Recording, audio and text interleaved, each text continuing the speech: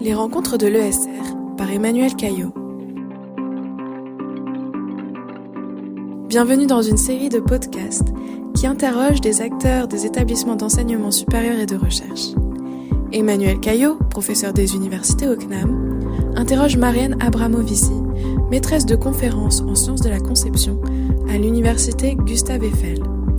Elle revient sur une carrière loin d'être aussi linéaire qu'elle ne le paraît, les contraintes de ce métier et sa façon de trouver un équilibre au quotidien malgré une maladie chronique. Bonjour, est-ce que tu peux te présenter en quelques mots? En quelques mots, Marianne Abramovici, je suis enseignant-chercheur à l'université Gustave Eiffel en sciences de la conception, c'est un des domaines des sciences de la gestion. Et j'ai commencé ma carrière en 2000 à l'université, c'est-à-dire que j'ai fait ma thèse, j'ai soutenu en 99 et je l'ai fait entre 95 et 99. Et après, quel a été ton parcours professionnel? Alors, en fait, je suis rentrée à l'université de Marne-la-Vallée, qui est devenue ensuite l'université Paris-Est Marne-la-Vallée. Et depuis 2022, l'université Gustave Eiffel. Donc, je n'ai jamais concrètement changé d'établissement, même si lui a changé de nom et de périmètre.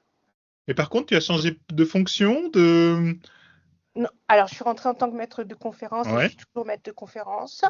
Après, j'ai eu la chance, donc l'université de Marne-la-Vallée, pour prendre le nom qu'elle avait quand j'y suis rentrée, c'était une des universités du plan Université 2000 de Lionel Jospin. Et du coup, elle avait juste 10 ans quand j'y suis rentrée. Elles avaient un fonctionnement très différent des vieilles universités et donc on avait tout de suite beaucoup de responsabilités. Par exemple, moi j'ai créé un cours en deuxième année de ce qui était à l'époque, c'était un DESS, la première année. C'était pas du tout quelque chose qui était habituel, par exemple, pour mes camarades qui étaient rentrés à l'université Paris 1. Donc je me suis très vite retrouvée responsable adjointe de l'UFR. J'ai assez vite pris une responsabilité de licence. J'ai eu la chance, même si c'était énormément de travail, d'être élue au conseil de la vie universitaire au moment du projet de fusion avec l'université de Créteil. J'ai pris après la responsabilité pendant 5 ans d'un master. Donc voilà, j'ai fait beaucoup de choses tôt et maintenant j'en fais moins.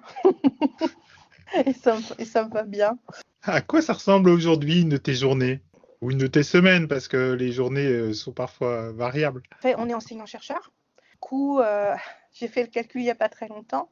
On doit entre 6h30 et 8 heures de cours face-à-face pédagogique par semaine, si on suppose que nos calendriers sont sur 24 semaines, ce qui est en général le cas. Donc, ça correspond à, quand notre emploi du temps est bien fait, 2 journées de cours, on va dire. Donc, pendant 2 jours, je suis essentiellement enseignante. Pour moi, à 54 ans, assurer un cours, même devant un petit effectif, c'est une activité consommatrice d'énergie et d'attention. C'est pas tellement difficile, mais c'est très énergivore si tu veux garder l'attention des étudiants. On se sent avec des vampires, mais c'est la contrepartie pour avoir un public attentif. On doit donner beaucoup en termes de présence. Donc voilà, donc en général, quand je donne des cours, le reste de ma journée, c'est je traite des mails, je rencontre des étudiants, mais je ne fais pas d'activité intellectuelle autre. Heureusement, du coup, j'ai 3 jours, en général, au mieux 2 à 3 jours, où je ne fais pas des cours. Et là, mon temps, donc là, en ce moment, j'ai un projet de recherche qui démarre. Mais là, typiquement, si on prend, alors c'est un peu particulier, mais bon, ça ressemble quand même, je dirais, à la moitié de mon temps. Je lance un projet de recherche, j'ai quand même pas mal de travail. Quand je ne suis pas autant dans le rush, et c'est quelque chose qui est devenu indispensable, y compris en termes d'équilibre et d'intérêt pour mon métier, je le dis. Je lis. Et si dans une année, je n'ai pas le temps d'avoir lu au moins un ouvrage de fond et une dizaine d'articles, je dépéris. Mais ça peut paraître très peu, mais un ouvrage de fond, ça peut me prendre 4 mois. Comment est-ce que tu associes ton activité d'enseignement et de recherche? Comment tu fais le lien? Parce que j'ai l'impression que tu es capable de faire des liens très intéressants entre enseignement et recherche. Alors, il y a quelque chose que je n'ai pas encore dit, c'est que je suis en situation de handicap. Je vis avec une maladie chronique et j'ai eu donc des périodes où j'étais devenue totalement non fonctionnelle. Et là, j'ai compris que je n'avais plus l'énergie parce que je dois me battre contre un épuisement constant. Et donc, je n'avais plus l'énergie de mener des projets non en lien avec mon activité. Donc, soit j'arrêtais la recherche, soit je recentrais ma recherche sur mes données que je produis dans le cadre de mes cours. Donc, c'est ce que j'ai fait, parce que c'était le seul moyen de pouvoir continuer une activité de recherche. C'est, d'une certaine manière, de ne pas avoir en plus à négocier un terrain de recherche, à aller faire de la collecte de données, en tout cas pas seul. Donc là, je redémarre un projet de recherche, il y aura du coup un terrain, des partenaires, de la récolte de données, mais j'ai une équipe. Donc là, c'est possible parce que du coup, je répartis le travail. Mais je ne peux plus faire ce que j'ai fait pendant des années, à savoir faire tout toute seule. Donc c'est vrai qu'en ce moment, je travaille beaucoup, par exemple, sur l'évaluation de dispositifs ludopédagogiques. Ça me permet de récolter des données qui sont produites dans le cadre de mes enseignements, même si ça nécessite de réfléchir un peu différemment à ce que je vais demander à mes étudiants. Et puis, du coup, c'est un double effet qui se coule au sens où, de toute façon, j'aurais fait un peu ce travail de pedagogical action research parce qu'il est un peu à la base de l'amélioration continue. Comme je fais des choses qui sont où il n'y a pas de manuel, on va dire, j'ai besoin d'avoir ce retour critique sur ce que j'ai mis en place, ce qui a fonctionné, pas fonctionné. Mais au lieu de le faire pour moi et avec mes propres outils, je documente la pratique et du coup, je le fais de manière rigoureuse. Mais ce n'est pas un double travail comme c'était avant, quand je travaillais sur des données totalement extérieures. Qu'est-ce que tu adores dans ton activité? Je crois qu'on vit plusieurs vies.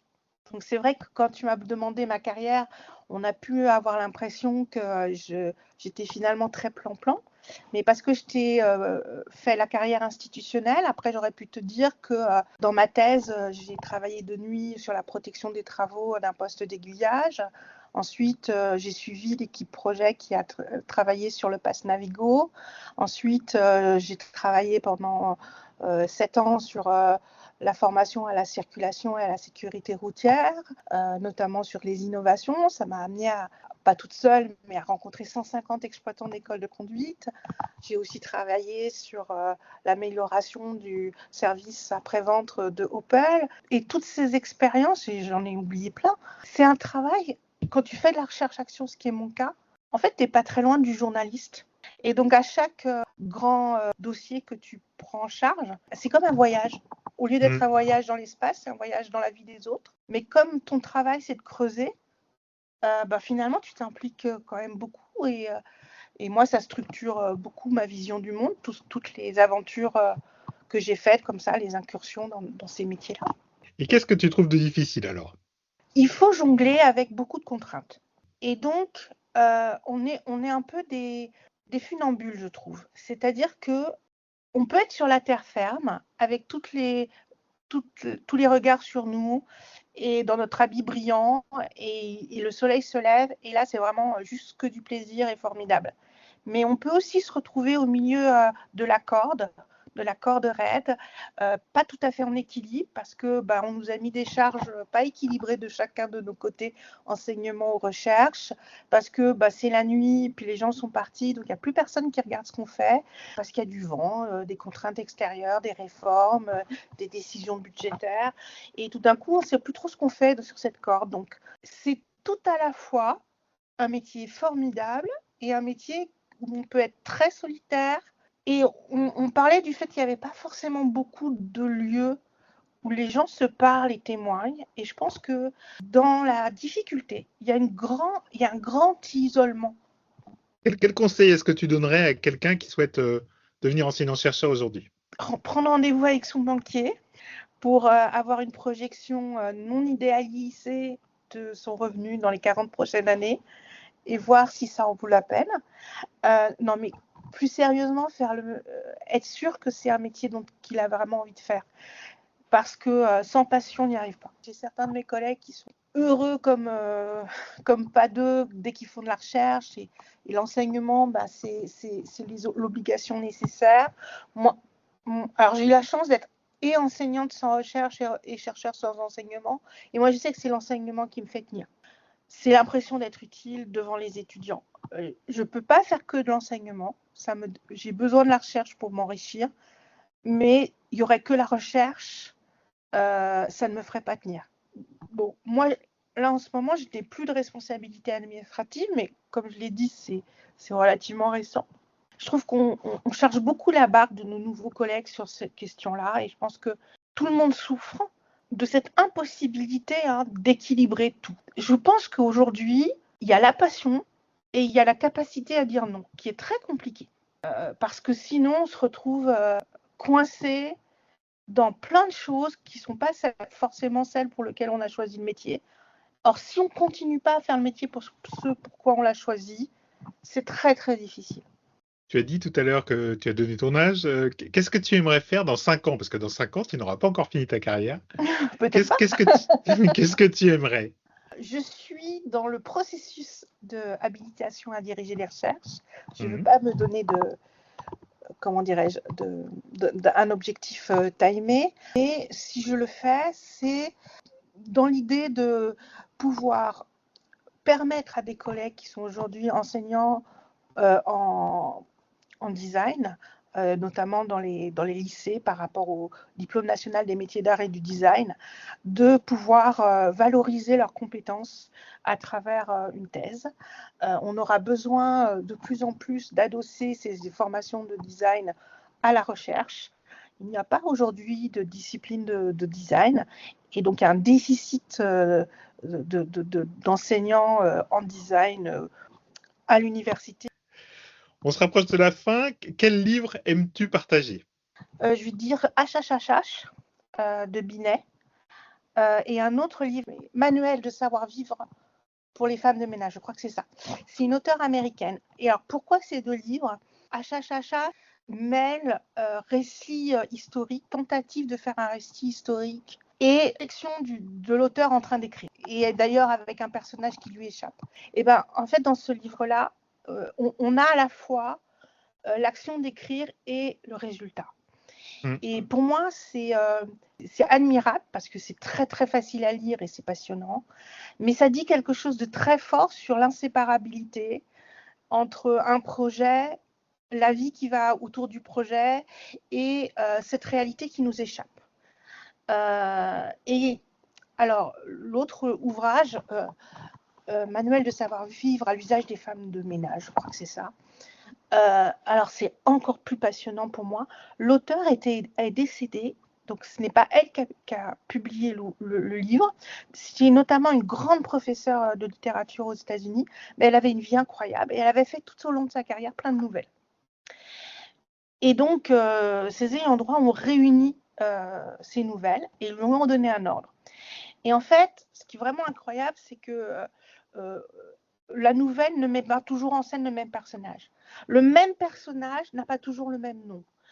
On ne suit pas du tout l'histoire dans un sens chronologique. On pourrait se dire on va totalement se perdre dans ce livre. En gros, il n'y a pas de sommaire, il n'y a pas de plan. Et pour autant, au bout d'un moment, tout ça prend un sens. Et c'est comme un kaléidoscope. Et alors, ces deux ouvrages, ils ont pour moi la même vertu, qui est que finalement, nous ne sommes pas des écrivains, nous ne sommes pas des scénaristes. Nous, notre travail, c'est des tranches d'organisation, des tranches de vie organisationnelle, des tranches de vie collective. Et donc, bien souvent, on n'a pas une vue d'ensemble. Et ça peut être un peu désespérant. Sauf que je pense que justement, à ne pas vouloir d'emblée avoir un plan qui commence par A et qui finit par Z, à comprendre que au final, au fur et à mesure, on va quand même donner du sens à tout ça. C'est le travail de l'HTR. Même si on n'a pas suivi les recommandations de notre directeur de thèse, du laboratoire, même si on a fait les choses un peu avec l'inspiration, ça peut quand même prendre du sens. Oui. Et ben voilà. Et je pense que lire ces deux livres, ça nous montre des manières différentes de celles des manières scolaires, des manières académiques. Et moi, ça m'a donné un espoir fou. Merci beaucoup. Merci Emmanuel. Merci pour votre écoute et à bientôt sur Campus Matin pour plus de récits de personnel et académiques de l'ESR.